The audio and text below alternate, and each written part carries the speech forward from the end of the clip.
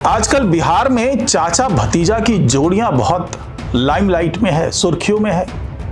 आपने 80-90 दशक की फिल्में देखी होंगी तो एक गाना भी आया था कि बुरे काम का बुरा नतीजा, क्यों भाई चाचा, अरे हाँ भतीजा। ये गाना आया था उस वक्त और वही गाने की पुनरावृत्ति इस बार चुनाव में होती हुई दिख रही है। अब आप कहेंगे कि ऐसा कैसे?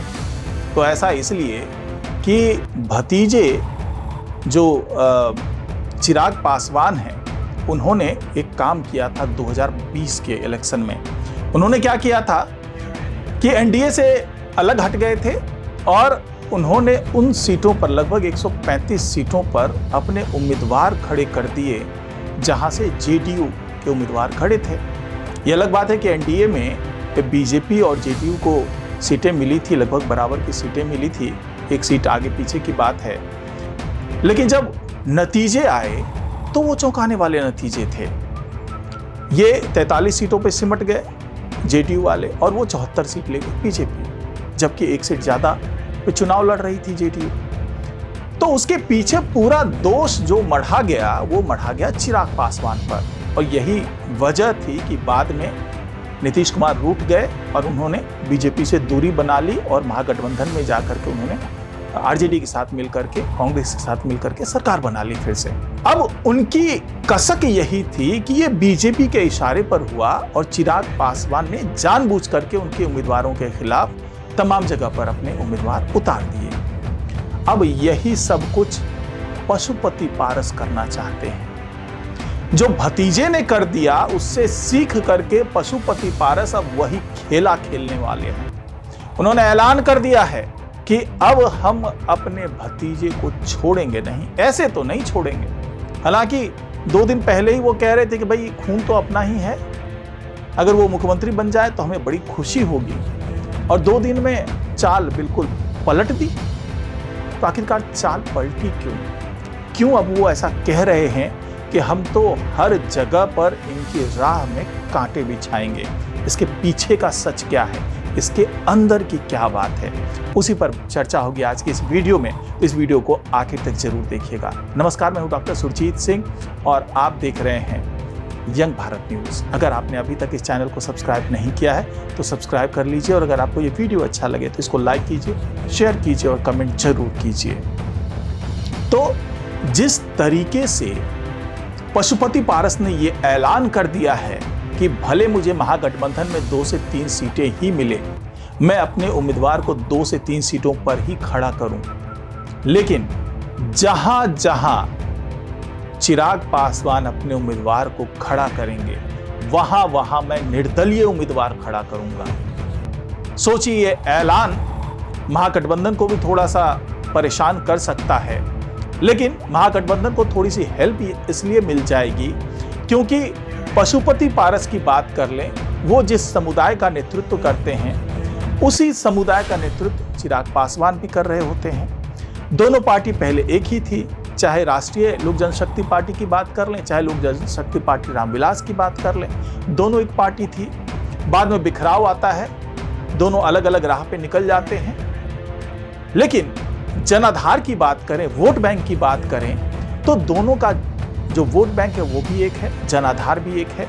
तो जहां जहां पर चिराग पासवान चुनाव लड़ रहे होंगे, यानी उनकी पार्टी के उम्मीदवार चुनाव लड़ रहे होंगे, अगर वहां पर पशुपति पारस अपने उम्मीदवारों को खड़ा कर दे, यानी भले निर्दलीय हों उम्मीदवार और उनका समर्थन करते हुए पशुपति पारस वहां नजर आए, तो ये चिराग पासवान के लिए बहुत मुश्किलें खड़ी कर सकता है। अब ये अदावत क्यों? 2 दिन पहले तक तो बोल रहे थे कि भाई हम चिराग पासवान को मुख्यमंत्री बनते देखना चाहते हैं, हमारे घर का लड़का है, हमारा खून है, और अचानक वो पलट जाते हैं। तो अंदर की बात ये है कि शायद पशुपति पारस ये चाहते थे कि इसी बहाने अपने बेटे को भी सेट कर लिया जाए। अगर चिराग पासवान थोड़ा सा गुड जेस्चर दिखाते हैं, जिस तरीके से पशुपति पारस ने कहा, अगर चिराग पासवान ने कहा होता कि हाँ जी चाचा जी, अगर आप हमारे साथ इस तरह से व्यवहार रखते हैं, अगर आप चाहते हैं कि मैं मुख्यमंत्री के तौर पर देखूं, यानी कि आप हमारे वेल विशर हैं, तो हम भी आपके साथ में पुरानी करवाहट को भूल सकते हैं। तो अगर ऐसा कुछ होता तो शायद, क्योंकि पशुपति पारस को आज की तारीख में ये बात समझ में आ गई है कि वो हाशिए पर चले गए हैं, एनडीए ने तो उनका साथ छोड़ ही दिया, साथ ही महागठबंधन में भी उन्हें वो सम्मान नहीं मिल रहा है जैसा कि वो सम्मान चाहते हैं। अब यहां पर सवाल ये उठता है कि जब उनको सम्मान नहीं मिल रहा है तो क्यों ना एकजुट हो जाए। तो ये सलाह शायद किसी ने पशुपति पारस को दी होगी। यही वजह है कि वो बहुत ही गुड्डी गुड्डी सा वो बोलते हुए नजर आए चिराग पासवान के लिए, और उनको उम्मीद थी कि चिराग पासवान भी सब कुछ भूल के आएंगे, पैर छुएंगे, कहेंगे चाचा जी आप तो हमारे साथ आ जाइए। और यहाँ पर 2-3 सीटों की बात हो रही थी महागठबंधन में।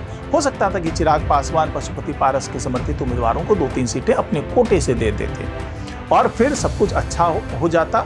जो परिवार में बिखराव आ गया वो खत्म हो जाता, जो पार्टी में बिखराव आ गया वो खत्म हो जाता, एकजुट होकर के वो चुनाव लड़ते। हो सकता था कि पशुपति पारस जी को सम्मान देने के लिए चिराग पासवान कहते मोदी जी से कि भाई आप इनको भी राज्यसभा भेज दीजिए, इनको भी कोई मंत्रालय दे दीजिए ताकि उनका भी सम्मान रह जाए, परिवार का भी सम्मान रह जाए। इस तरह की बात हो सकती थी और ऐसा ही कुछ पशुपति पारस चाहते थे, लेकिन ऐसा कुछ नहीं हुआ।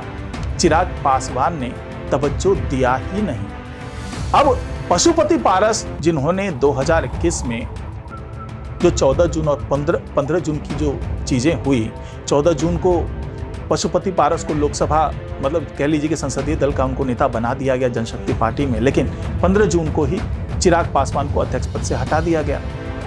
वहां से कड़वाहट शुरू हुई, वहां से दरार पड़ना शुरू हुआ कि पशुपति पारस हर तरीके से चाह रहे थे कि चिराग पासवान को डिफेम करें, उनको दूध में पड़ी मक्खी की तरह से निकाल ले। इसके पीछे थोड़ी सी पारिवारिक पृष्ठभूमि भी है। आपको पता ही होगा कि रामविलास पासवान जी ने 2 शादी की थी। एक उनकी जो पहली पत्नी हैं वो गांव में रहती हैं, दूसरी पत्नी जो एयर होस्टेस हुआ करती थी उनसे शादी हुई, उनका बेटा चिराग पासवान है। तो ये एक पारिवारिक पृष्ठभूमि भी रही है जिसको लेकर के थोड़ी सी कड़वाहट परिवार में भी रही है। तो उसको लेकर के भी शायद ऐसा पशुपति पारस को लगा कि हमें सहानुभूति जनता की मिलेगी और चिराग पासवान को साइड कर दिया जाएगा और असली वारिस रामविलास पासवान जी के जाने के बाद मैं ही होऊंगा, यानी कि जो सगे भाई हैं उनको ही जनता अपना वारिस मानेगी। लेकिन ऐसा हुआ नहीं। जनता ने जब बाद के दिनों में जब लोकसभा चुनाव होता है उस वक्त ये मैंडेट दे करके दिखा दिया कि चिराग पासवान ही असली वारिस हैं लोक जनशक्ति पार्टी के। अब दूसरी बात ये आती है कि पशुपति पारस जिस तरीके से जब बगावत हुई और 5 सांसद, टोटल 6 सांसद थे लेकिन कुल 5 सांसद पशुपति पारस के साथ खड़े हो गए। एक सांसद जो खुद चिराग पासवान थे वो अलग थलग पड़ गए। उस वक्त ऐसा लगा कि चिराग पासवान को पूरी तरीके से नकार दिया गया है और यही वजह थी कि एनडीए ने भी चिराग पासवान को साइड कर दिया और पशुपति पारस को खाद्य प्रसंस्करण और उद्योग मंत्री का दर्जा दे दिया, उनको मंत्री बना दिया गया। पशुपति पारस बिल्कुल ऐंठ में थे कि भाई अब तो सब कुछ मैं ही हूं। लेकिन जब ये दौर चल रहा था उस वक्त भी चिराग पासवान ने धैर्य नहीं खोया। उस वक्त भी वो कहते रहे कि भले मुझे एनडीए में दरकिनार कर दिया गया हो लेकिन मैं पीएम मोदी का हनुमान हूं, मैं उनके खिलाफ कुछ भी सुन नहीं सकता, मैं उनके खिलाफ कुछ भी नहीं करूंगा, बल्कि मैं अभी भी उनको समर्थन देना जारी रखूंगा, उनके साथ मैं हर हाल में खड़ा हूं। और यही वो तमाम स्टेटमेंट था। हो सकता था कि उस वक्त वो बगावत कर देते कि भाई जिस व्यक्ति ने मेरे परिवार को तोड़ दिया, जिस व्यक्ति ने मेरी पार्टी को तोड़ दिया, जिन्होंने सारे सांसद अपने साथ ले लिए, उनको तो दंड मिलना चाहिए, या फिर जिस व्यक्ति को एनडीए ने अपना साथ दिया, बीजेपी ने साथ दिया, उसको मंत्री तक बना दिया, तो मैं ऐसे एनडीए से बगावत करूंगा, पीएम मोदी से बगावत करूंगा, अमित शाह से बगावत करूंगा। लेकिन ऐसा कुछ भी चिराग पासवान ने नहीं किया, दूरदर्शिता दिखाई, चुपचाप देखते रहे, तमाशबीन बने रहे। यही वजह थी कि जब 2024 में इलेक्शन होता है तो चिराग पासवान के हिसाब से सारी चीजें होती है। पशुपति पारस को साइडलाइन कर दिया जाता है, चिराग पासवान को उनके हिसाब से 5 सीटें दी जाती है और 5 जीत करके चिराग पासवान कह देते हैं, ये साबित कर देते हैं कि असली वारिस मैं हूं, जनता मुझे मानती है असली वारिस, और ये करके दिखा दिया। और अब वही मंत्रालय जो पशुपति पारस के पास हुआ करता था, वही मंत्रालय अब चिराग पासवान लीड कर रहे हैं, वो चिराग पासवान के पास वो मंत्रालय है।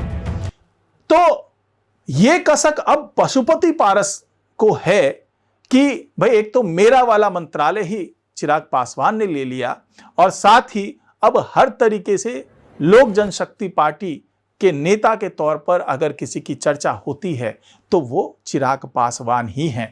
तो पहले तो उन्होंने थोड़ा सरेंडर करने वाली भूमिका दिखाई कि भाई मैं उनकी तारीफ कर देता हूं, दोनों एकजुट हो जाते हैं, फिर से एक साथ चलते हैं। लेकिन जब चिराग पासवान ने सब कुछ नकार दिया तो उनको समझ में आया कि अब तो सबक सिखाना पड़ेगा और भतीजे के हर राह में कांटे तो बिछाने ही पड़ेंगे, शायद तब इनको अकल आए। ये अलग बात है कि पशुपति पारस का ये जो व्यवहार दिखा, हो सकता है कि अगर वो चिराग पासवान की तरह ही व्यवहार करते जैसा चिराग पासवान ने उस वक्त पीएम मोदी के लिए किया या एनडीए के लिए किया जब वो बैकफुट पर थे, वो हाशिए पर थे, अगर वैसा ही व्यवहार पशुपति पारस दिखाते कि भाई सब कुछ अच्छा है, भतीजे के लिए अपना थोड़ा सा सहानुभूति रखते, उनकी पार्टी के लिए सहानुभूति रखते, तो हो सकता है था कि लॉन्ग टर्म में पशुपति पारस और चिराग पासवान के बीच में कोई समझौता हो जाता, दोनों पार्टी के बीच में कोई समझौता हो जाता। लेकिन इस अग्नि परीक्षा में पशुपति पारस फेल होते हुए नजर आ रहे हैं। तो आने वाले दिनों में भी अगर कोई गुंजाइश बन रही थी और पशुपति पारस का जो राजनीतिक भविष्य उनके पुत्र के तौर पर है, उनको अगर कुछ मिल सकता था आने वाले दिनों में, हो सकता था कि चाचा भतीजे में ना बने, लेकिन हो सकता था कि भाई भाई में बन जाती बात, कि कड़वाहट को भूल करके चिराग पासवान अपने भाई को गले लगा लेते और कहते चलो चाचा जी ने जो किया वो किया, अब वो साइड हो चुके हैं, वो हाशिए पर चले गए, लेकिन तुमसे मेरा कोई बैर नहीं है, तुम मेरे साथ आओ और हम लोग मिलकर के आगे इस विरासत को आगे बढ़ाते हैं, रामविलास पासवान जी के विरासत को आगे बढ़ाते हैं। लेकिन कहते हैं कि पशुपति पारस ने इस तरह का स्टेटमेंट देकर के और आने वाले दिनों में अगर वो ऐसा कर जाते हैं जैसा वो बोल रहे हैं, तो हो सकता है कि उनके राजनीतिक भविष्य पर एक पूर्ण विराम लग जाए, खास तौर से चिराग पासवान की तरफ से। तो आने वाले दिनों में देखेंगे कि क्या पशुपति पारस वो करते हैं, और अगर वो करते हैं तो उन्हें इसमें सफलता कितनी मिलती है, क्या वो चिराग पासवान का नुकसान पहुंचा पाते हैं या फिर इस कदम से वो अपना ही नुकसान कर लेते हैं। तो आज की रिपोर्ट में फिलहाल इतना ही। नमस्कार।